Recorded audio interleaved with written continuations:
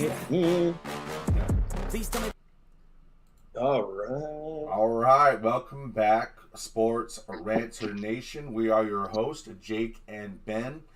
Quick thank you to our growing audience. We hit over 9,000 subscribers over the weekend, and so we just want to take the time to appreciate you spending your time with us and helping us grow. And we just want to remind you as well, we're going to be here every Tuesday, 6 p.m. Live to help you build your fantasy football championship team for 2024. So, Jake, another crazy week loaded, week 3 decisions to make. And so that's why we're here, guys. We want to help you, cover what happened last week, but more importantly, make the right decisions going forward into week 4. And so, but there's some things to discuss. And so, Jake, I hope you had a good week, but I want to start it off by asking you, I know we talked last week about the value in drafting late in the quarterback, right? And we may have seen that still happening, but however, looking at the scoring leaders, right up there in the top 10 is your man Josh Allen, and so what also is nice is when those picks come through. It's not like these guys don't help you win, and so I like to hear you make your argument on why, that's important. Well, it's funny because this year, especially through week 3, the two quarterbacks obviously that were worth the draft capital. If you drafted Josh Allen, like in my league, I got him at early 4th round. That's fantastic. That he was number 1 projected quarterback off the board. Lamar Jackson is right up there. He's been great for fantasy. He has definitely lived up to his draft value. But I think with this year, actually, besides those two guys, you're always going to have 1 or 2 quarterbacks that completely blow up, and it's like he was worth that late 2nd, early 3rd pick that you spent. But let's take a look around the league at the Patrick Mahomes, at the Joe Burrows, at the Jalen Hurts. These guys were where you drafted them, man. It's like Andy Dalton was the first quarterback to throw for 300 yards and 3 touchdowns. The quarterbacks this week, Bo Nix, Justin Fields, right. Sam Darnold's been a huge surprise. I mean, if you took some of these quarterbacks, the Burrows and the Jalen Hurts and the Jordan Loves and all that, in the 5th, 6th round, some of these early middle rounds, it's like you're hurting because they're not putting up. And I think this is one of those years, if you're going to ever use a year to point a finger and say this is why you take quarterbacks late, this is probably the year, because unless you're getting a stud, that guy like a Josh Allen that you just right. know, you're hurting. So, I still stand by the strategy of drafting quarterbacks late. But in my league, for example, in the early 4th round when Josh Allen falls, it's like I'm taking that. So. And I'm glad you make that point. It's not necessarily the performance and what they did. It's where you got it. Mm-hmm. That's Absolutely. exactly what I'm talking about, and that's why we want to talk to our viewers and let them know. This is how we build our teams, is through value. And for another way to explain that, and we'll get into that, is with the running backs. But we'll talk more about the quarterback situation. I'd like to bring up the quarterbacks of Sam Darnold and Andy Dalton, okay? And really how it brings up a fantasy perspective. I wish Nick was here. I love to see that my D-grade Panthers bench showed up against his team. That was just magical and beautiful, and it could just be one thing because Andy Dalton just has a history versus the Raiders. It's just one of those things. So it could, I think it's bigger than that. But, we'll see. It definitely adds value to those who took Deontay Johnson and Chuba Hubbard in PPR leagues, and hopefully that continues, and you can pick those guys off the waiver wire. But my gosh, dude, Sam Darnold. People don't Yeah, it's a top 10 performance of any quarterback on a new team since Kurt Warner. Yeah, So, he's a stud. You know, and he's played balls out, man. and I want to take the time to congratulate him for all the things that he had went through as a USC quarterback, going through New York Jets. You know, it kind of reminds me of what Bryce Young's going through. He's been thrown in the worst situation you can possibly have, and so but I just want to say congratulations to him. But you know, he is sitting there on that waiver wire, on a lot of leagues, believe it or not. And so, is he giving you that 30, 40 point game? No, but it's been a consistent 25-point game, and sometimes as a fantasy owner, that's what you need. You don't need the big blow ups in every position. You just need consistency. You just need direct value in that position. If you got guys 20 per position, you're doing very, very, very well each week. And so, Well, with the injuries, you know, that are going around with, you know, yeah, Tua, Jordan Love, you know, a lot of the injuries and stuff. Yeah, guys are looking, you know, to pick up some of these quarterbacks. With Sam Darnold, as great as he's been, I still feel like people are going to be a little bit gun shy. I would be even a little bit gun shy, dropping like a bunch of fab maybe to get Sam Darnold, or you know, spending that, if you're number one on the waiver wires, you know, spending that number one. Um, because it's like, is the real Sam Darnold, is the old Sam Darnold going to show up? You know, week 3, I was, you know, just let me backtrack a little. I think week 3, both with fantasy and the actual NFL, is kind of where you're figuring out what is real with your team, your players. The NFL's kind of figuring that out, and what, you know, what is not. And so it's like, if Sam Darnold goes out and has one more stud week in Green Bay this week, you know, it's like, yeah, the dude's going to be hot. You know, he ain't going to be on waiver wires anymore. right. If he goes out and everybody shoots their shot and he goes out and lays an egg, you know, it's going to be up, same old Sam Darnold. But if I could just throw in one point, because you did bring up Bryce Young, the way the NFL treats these rookie quarterbacks is so broken. It's like, you have a guy like Baker Mayfield, who had 3 different offensive coordinators in 4 years. You had a guy like Sam Darnold, who goes to the Jets team, which is just terrible, you know, and it's like, these quarterbacks are thrown into these situations where there's no possible way to succeed. And then the first thing that, you know, it usually starts with new general manager, and then they hire a new coaching regime. Then they get their quarterback that they want. And then after a year or two of not having success, the coach is out, new regime comes in who didn't draft that quarterback. Quarterback's got to learn a whole new system. And this just happens over and over and over again. And it breaks these kids.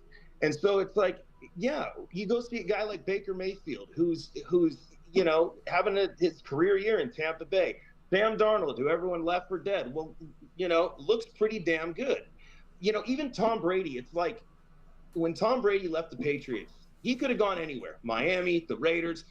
He chose to go to a team that was a complete team, that was ready to win, that had a team around him. Because even Tom Brady couldn't go to the Raiders or some of these teams that wanted him and make them a contender. And Caleb Williams is not going to be able to do that.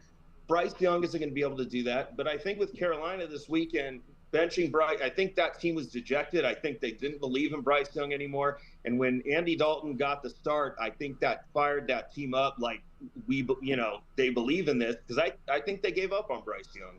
So it's not surprising to see how Carolina came out, because they know that Andy Dalton gives them hope. So anyway, point being, I just think the system with the NFL is broken, with some No, of these young guys. I'm glad you brought it up. It's part of what I wrote down here is what is the new strategy for quarterback for real NFL teams? Are you just going to go all in for your number one and throw them all out there to fail? Because that's what's happening. One And, team, yeah, one team has set the model, and that's Green Bay. Look how Green Bay does it.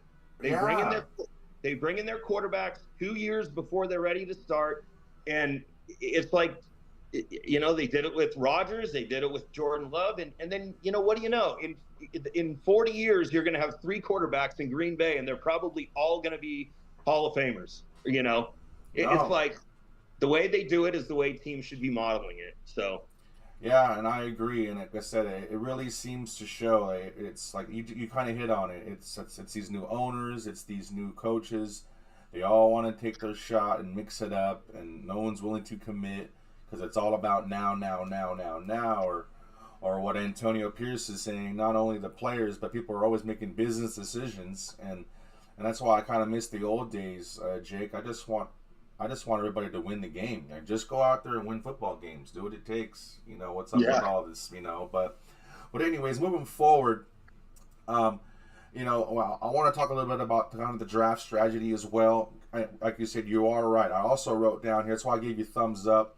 You're right. Week 3 is when you figure out that they are who they thought they were, right?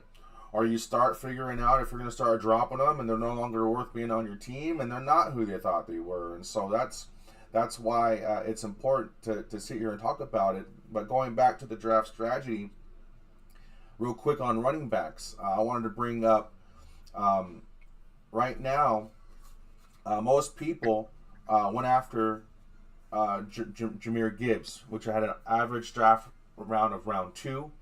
Right now he has 51 fantasy points, which is up there. But also, who was average draft pick round 5 was David Montgomery. And right now he has 55 points. He has a little bit more than Jahmyr Gibbs. And so I'm not saying David Montgomery's better. I'm not saying he's a better running back than Jahmyr Gibbs. All I'm simply saying is, looking back now, draft-wise, that's how you want to attack it. You could have got Jahmyr Gibbs around 2, but what you're getting better value in, because it's all about value, would be on the same team, David Montgomery 3 rounds later. Was giving you more points. And so I just want, like I said, if you're a viewer, you're trying to build on your team, and you're trying to get ready for next year's draft after you messed up this year already.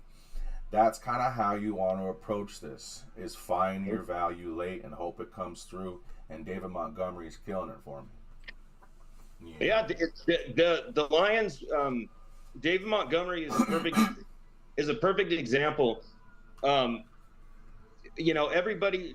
Listen, it happened last year with Jahmyr Gibbs. He was drafted high. Big explosive player. All these the big fantasy experts and all the gurus.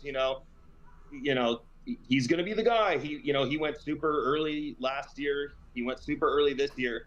But it's like, this is what, like, if you know football a little bit, if you can watch a game and kind of, recognize, hey, that's talent right there.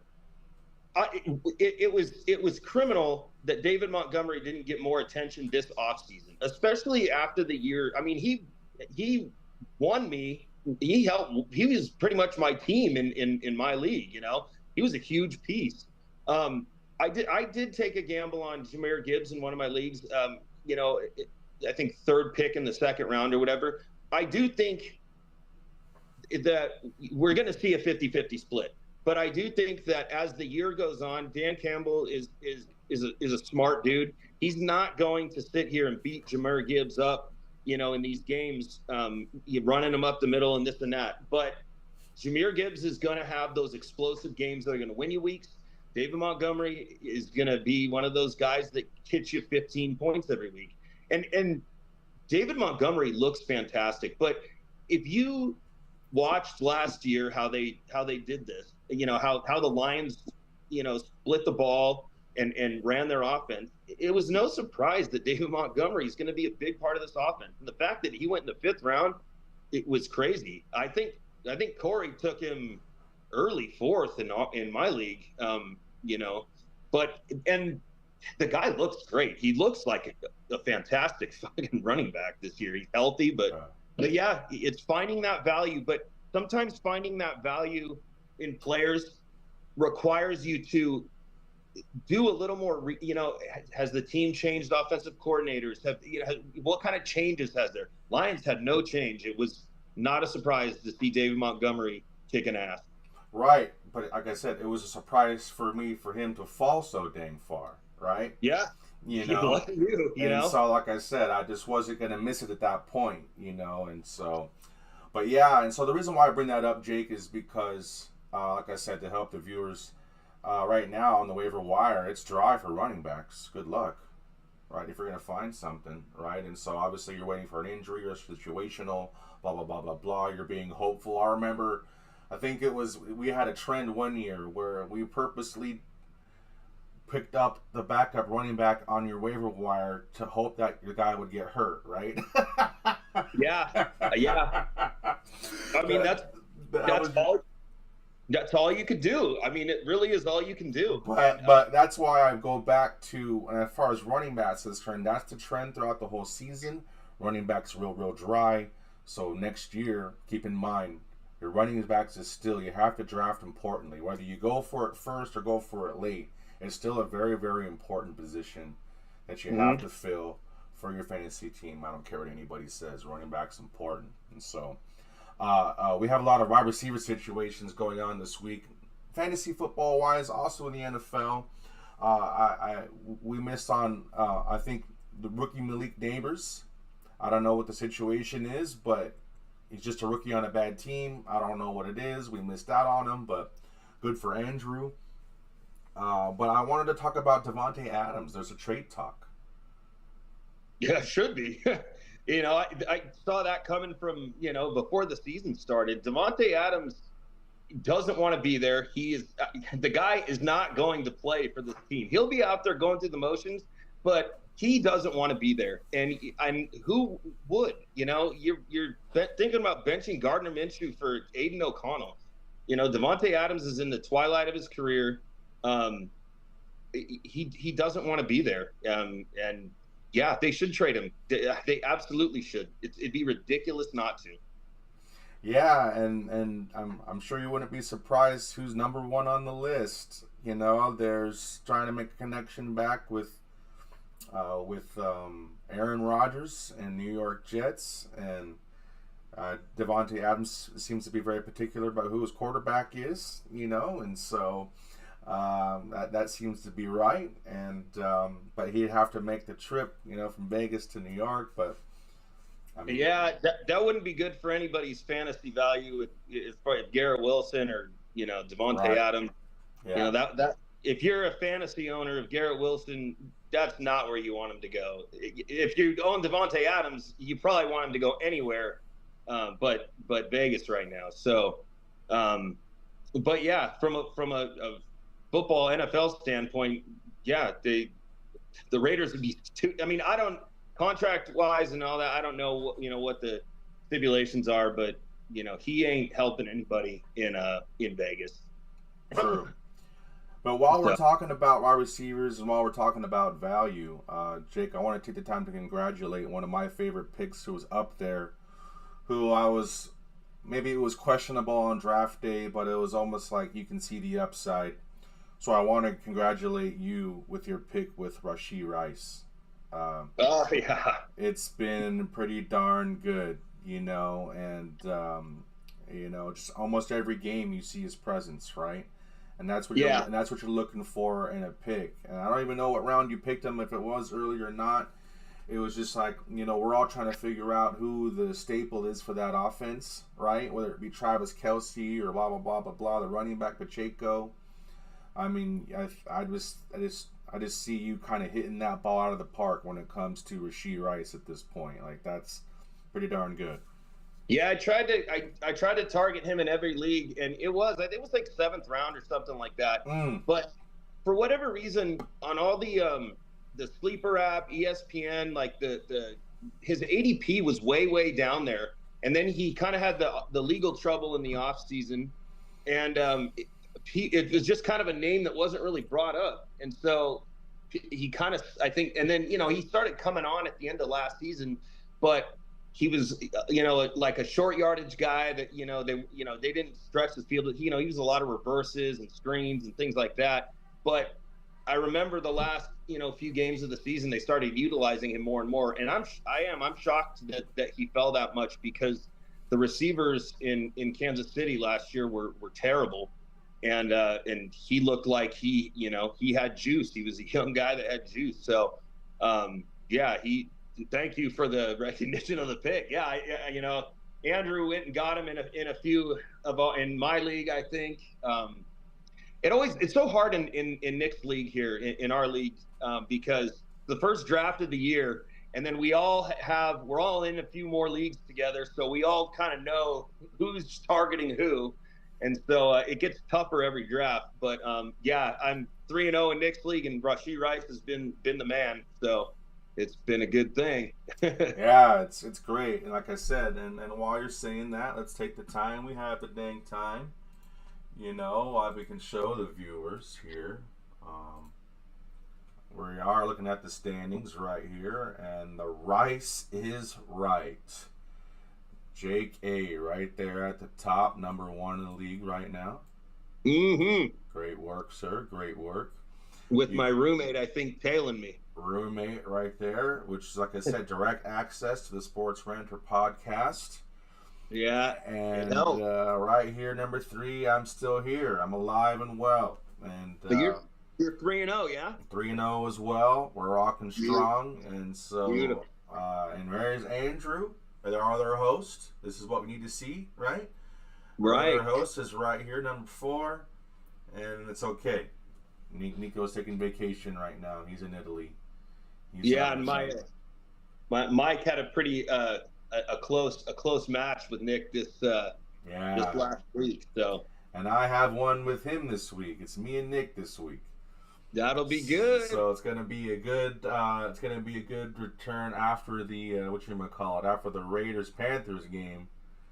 Oh, it's gonna be a good game for us fantasy-wise this week. But moving on forward, I'm sorry, Jake. Oh no, I said it'll be a good one. Moving forward, I want to talk a little bit about the tight ends. What the heck do we do? It's very, very similar to the running back situation where it's just dry on that wide receiver. And it was basically dry on draft day. And so, coming from my perspective, Mr.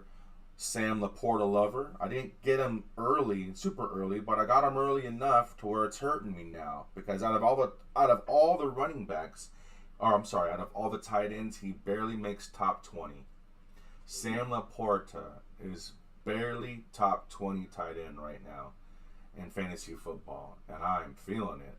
Obviously, the way that I draft, I'm still hanging in there, and that's great, but it is hurting me. So, what can you do other than just hope for 7 points? If you drafted any of the top 4 tight ends, you're wondering,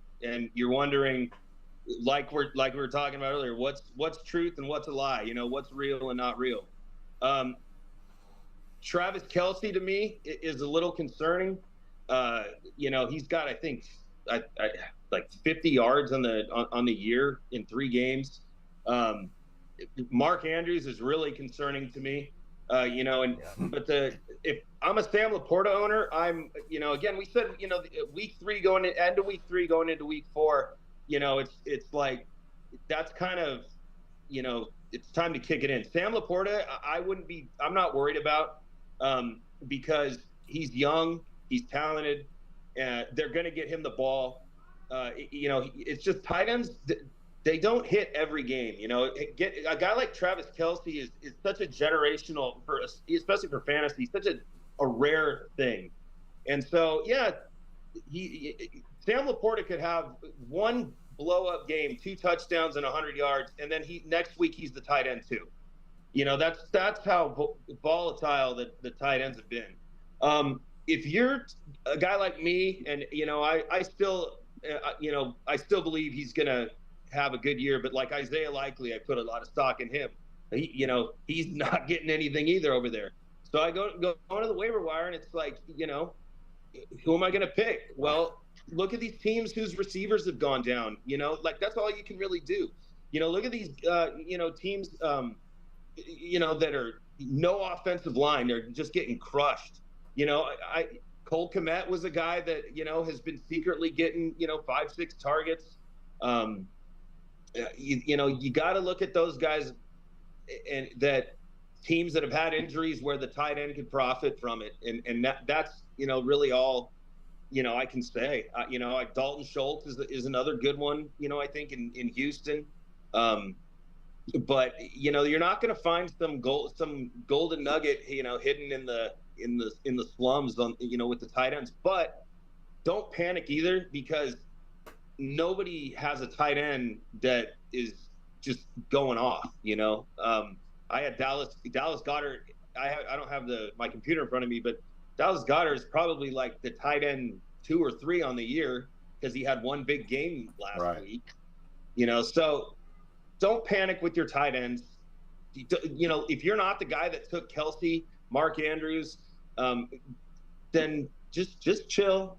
Just Right. pay attention to the stat line every week. Who's getting the targets? Right. Well, what's hard about the tight? It's hard to gauge like a tight end projection. I think it's not like a spot play where it's a defense versus an offense, or even a kicker, like a certain teams versus each other, divisional games. It's like, what is this team going to do? Like, for instance, I drafted Cole Kmet because I knew I was going tight end last. So I drafted Cole Kmet, didn't do good week 2, so I sit him, right? Because he ain't going to do well against the Colts, number 1, right? I went and did something else. I put in somebody else. Right. But then sure enough, he goes off. And now he's top 5 tight end because of his one day. And so I am kind of feeling the tight end, my tight end. I'm getting the tight end with his tight end stuff, okay? Because it really is difficult. Like I said, I wouldn't advise to spot play it because, like I said, you can't foresee that all of a sudden Cole Kmet's going to have a monster day versus the Colts. Right. Like I got all my leagues, on ESPN, and I'll go scroll through all of them, and pretty much every week, most of my leagues, regardless of who my tight ends are and what league, but when you get to your matchup and you look at the tight ends, it's usually like 2.3 points and 3.5 points. So your tight, I guess what I'm trying to say is, regardless of how bad your tight end is, it's not killing you, because everybody's going through it. Correct. So I'm looking for those guys that are maybe on those offenses that score a lot of points, or target some of these bigger guys, and and you'll have to do your research. Look, some of these guys that are targeted a lot in the end zone. There was a tight end 2 years ago, Njoku, and he came. It's like every time they got in the red zone, it's like he was the guy, he was the target.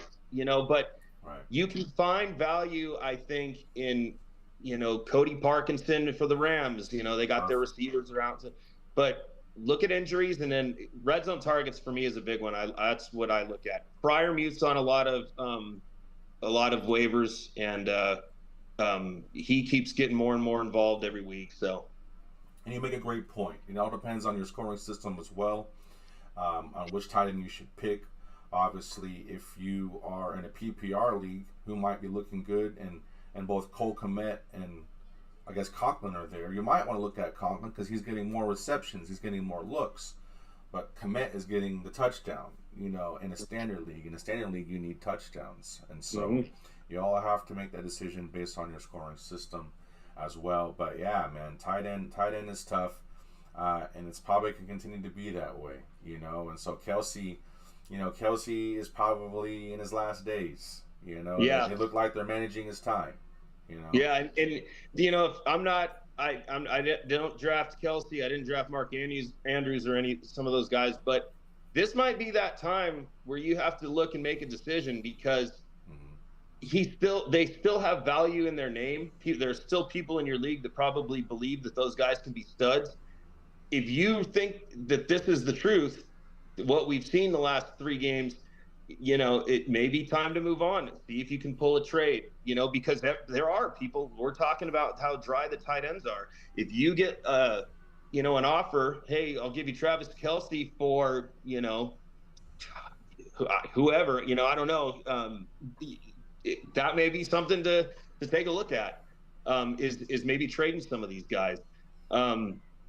But it's hard to, if you're buying, and it's hard to get excited about some of the lack of production that guys like Kelsey and Mark Andrews have put up. So, but you got to throw your feelers out there. Well, it is the time to bait and hook, because everybody, cost and value is different. People value different things differently. They see it differently. So sometimes it's worth throwing it out there and seeing if you can make a better deal.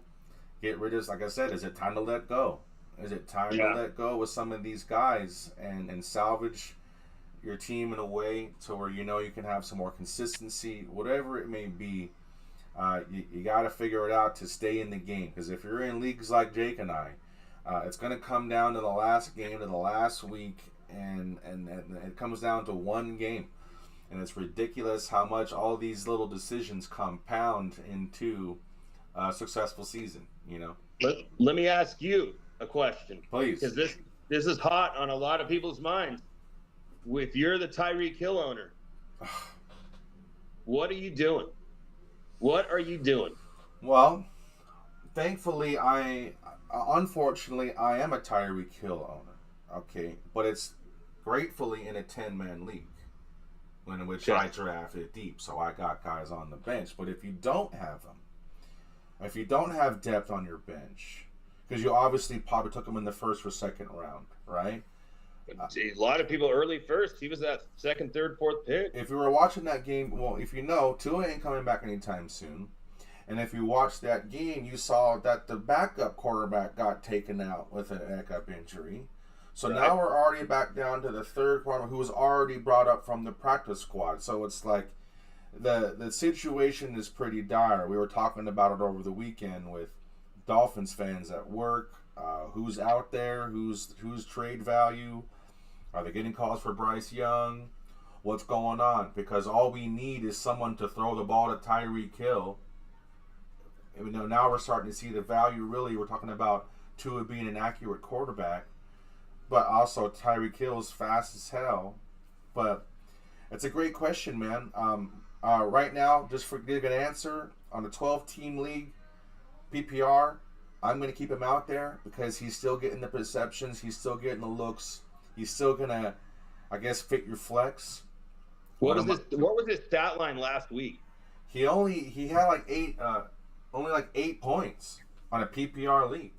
So 40 yards, 50 yards, four catches. That's tough. It's just, but it's just they weren't getting it going. They couldn't get it going. At all against the Bills. I mean, you right? Was it? Yeah. The Bills played on Monday. Miami played. They played the Seahawks. That's right, Seahawks. Yeah. Yeah, Zach Charbonnet came, whatever his name is, came to life in that game. It's about time for him. But I'm sitting him now. I have some depth in my league with both the flex, running back, and receiver, so I can make that move to sit Tyreek Hill for now. But what's the Dolphins' record currently? 1-2. 1-2, I believe. So my advice to because this is a big one. Like I've been getting asked this from like people at work and like friends and shit.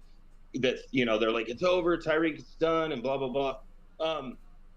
I would hope to God that this week he has a good week, and then I would try and trade him.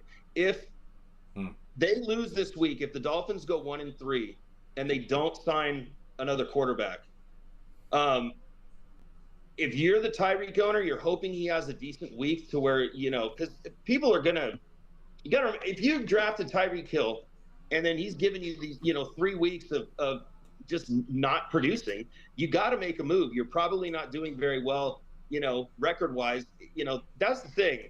You can't, if you can't be afraid to make a trade and move on from some of these guys.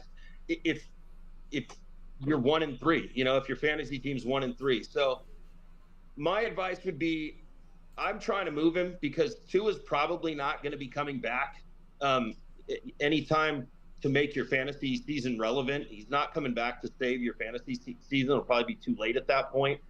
But maybe a guy that's 3-0 in one of your leagues, you can get 2 pieces for that can afford to stash him.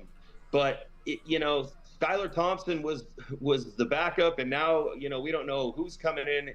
It's a bad situation, and I'm trying to get out of it. I'm trying to get out of it. That's a great point. It's still that time where they want to let go. If he does have a good week, in which case, like I said, that means they're having some connection with the third quarterback. They're finding a way to get him open. They're finding a way to make plays. Hopefully that happens that way. He has trade value because you're right. It's probably just a headache going forward. Yeah. Because likely so. I think Tua is going to try to come back, but a lot of people feel like he shouldn't. Just as a No. man, just as a Yeah, that's that you just don't know. But even when that situation is resolved, it may be too late. If you're 1-5, 1-6, and in your fantasy league, it doesn't really matter at that point. Tyreek is going to have his big games regardless of who is a quarterback, but that's not where you drafted him. We just talked about value. You took him with your second or third overall pick in the first round.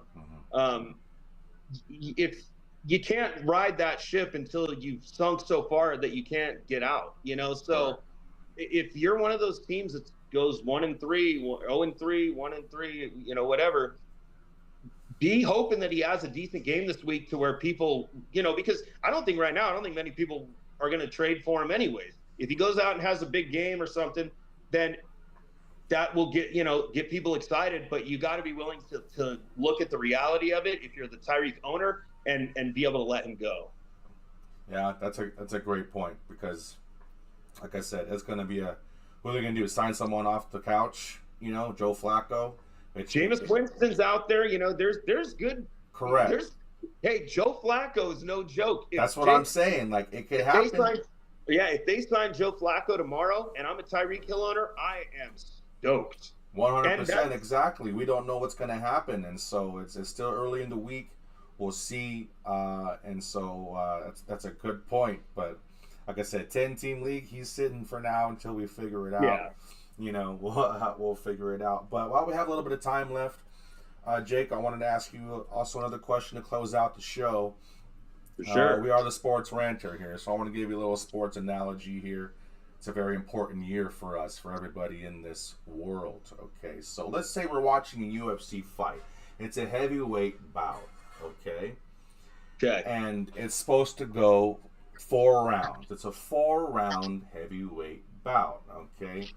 And we're going through the 4 rounds, and you can see that one particular fighter is just getting his ass kicked. He can't even, he can't even really truly perform. The ref's still letting him in the game. Can't really perform. But we get to the 4th round, and we all know who's going to win at this point.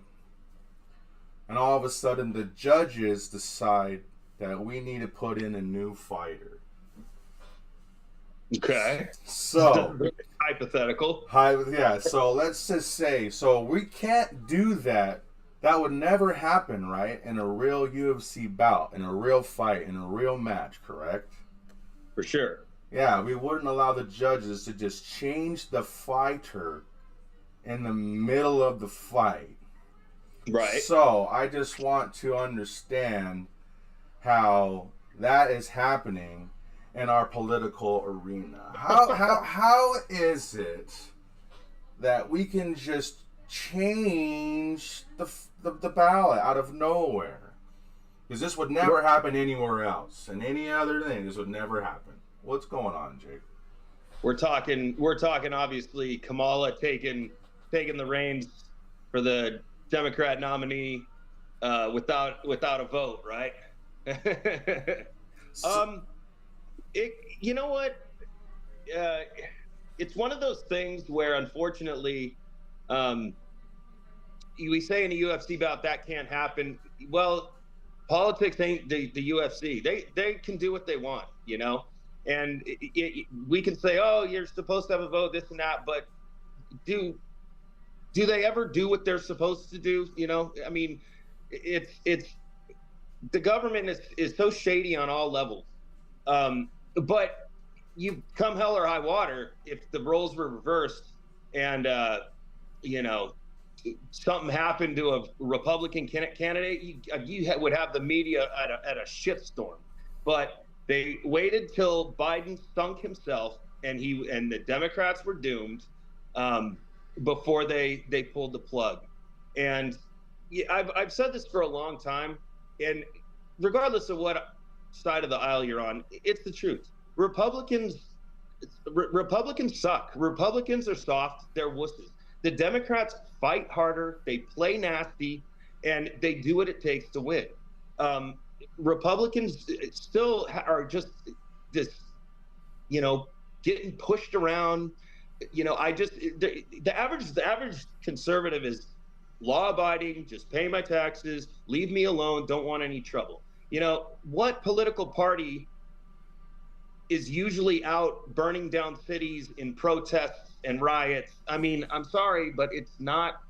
It's typically one side. You know, they fight hard, scream louder, and it's just the way it goes. So it doesn't surprise me that they yank out Biden after he sunk, you know, uh, he sunk himself, and they throw up, you know, somebody. Well, look, I know it's a silly analogy. I can't Like I imagine. said, I can't imagine there's many people that are that much happier with her, except the fact, hey, we're going to say it, that they now get to vote for the first, woman, or potentially first woman president. But nothing surprises me anymore. yeah, like I said, I know it's a silly analogy, but that's just kind of what I saw. It's like, wait a minute, you just do that, and so, but what I find is funny is this the whole side of, and not like I said, this is not a political show. I just wanted to throw out that sports analogy because that's what we're used to. We're used to the bout finishing out, rightfully so. What should, just to add on to that, and again, this isn't a political show, but to anybody, what should scare people is we've had 2 assassination attempts on a political candidate, and it seems to be completely brushed over. Like this does not concern the left at all. We are trying to, we have one side trying to take out a political candidate. This happens in third world communist countries. Like, if this doesn't scare people, like, there's a problem. There's a real problem. And I'm glad you said that because, like I said, this is a sports fantasy football show, but we're also men here, and we're not going to shy away from what's happening out there in the world and take some time to talk about it just a little bit, because that's nothing more than just healthy for us. You know what I'm saying? Sure. Nothing more healthier than some tough conversation, and we can give that to you here at the Sports Ranter, right? So, without further ado, that's it. We're going to call it that's it for today. We'll be back here next Tuesday, 6 p.m. live, covering Week 4 of the NFL Fantasy Football Realm. So thank you, Jake. Thank you for your time. Thank you to all your viewers. Until next time, peace be the journey, and one love. Later, guys.